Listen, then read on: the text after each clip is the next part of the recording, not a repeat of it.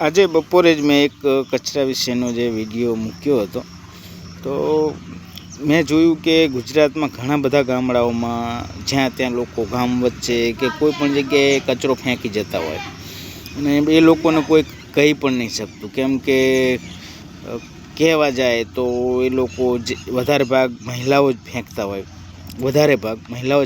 અને મહિલાઓને કંઈ કહેવા જાય તો એ ઉલટાનું ઉપર એમની જેમ તેમ બોલતા હોય. તો ખાસ કરીને આવો કચરો ફેંકવાવાળા લોકો કેવા હોય કે વધારે કદાચ ભણેલા ના હોય, કે એમને કોઈ માહિતી ના હોય કે કચરો કેટલું નુકસાન કરે છે આપણને, આપણા જ બાળકોને. તમે જ્યાં કચરો ફેંકો એ જ વિસ્તારના જે પોલિથીનની થેલીઓ હોય કે પછી બીજો કચરો હોય કે જૈવિક કચરો હોય તો ક્યાં રોગચાળો ફેલાશે. પોલિથીન હોય તો કેન્સર જેવી બીમારીઓ થવાની શક્યતા વધી જશે. તો આ બધી તકલીફો એના દ્વારા થતી હોય, પણ લોકો એક તો ગામમાં પ્રદૂષણ વધશે, ગામનું જે સ્વચ્છતા છે એ ખરાબ દેખાશે ગામ.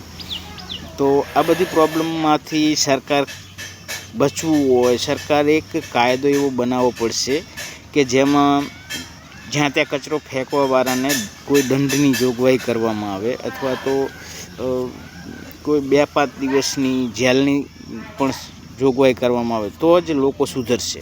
તો જ સિવાય ગુજરાતમાં કે આખા દેશમાં કચરા વિશે કોઈ પણ આજ એ લોકો કચરો ફેંકી જાય, બીજા લોકો રોજ વાળી જાય. સિટીઓમાં પણ ઘણી જગ્યાએ એવું જોવા મળતું હોય કે બીજા લોકો જ્યાં ત્યાં કચરો ફેંકતા હોય અને 5-10 લોકો જે નગરપાલિકાના રાખેલા હોય એ લોકો બિચારા વાળીને ભેગું કરીને રોજ નાખવા જાય.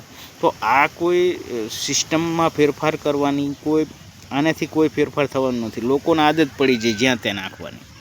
તો એના માટે કોઈ કડક કાયદો સરકારે બનાવવો જ જોઈએ અને એનો અમલ કરાવવો જ જોઈએ. ખાસ કરીને જે જગ્યાએ કચરો લોકો વધારે ફેંકે ત્યાં કેમેરા રાખવા જોઈએ વિદેશોની જેમ, અને જે પણ કચરો ફેંકતા પકડાય એને દંડની સજા હોવી જોઈએ, 1000 રૂપિયા કે એ રીતે કોઈ પણ સજા હોવી જોઈએ. તો લોકો પાછા પડશે, બાકી લોકો સુધરશે નહીં અને કોઈ દિવસ આપણું ભારત સ્વચ્છ ભારત બનશે નહીં વિદેશોની જેમ. તો તમને જો વાત સાચી લાગી હોય તો લાઈક કરો, શેર કરો. એટલું શેર કરો કે ભારત સરકાર મજબૂર બની જાય એના માટે કાયદો બનાવવા માટે. વચ્ચે એક વ્યક્તિ કચરો મારા ઘરની સામે ફેંકતા હતા, તો મેં એમને કીધું કે કચરો થોડો દૂર ફેંકો. તો એ મહિલા જ હતા અને મારી સાથે ઉલટાના ઝઘડો કરવા આવ્યા. તો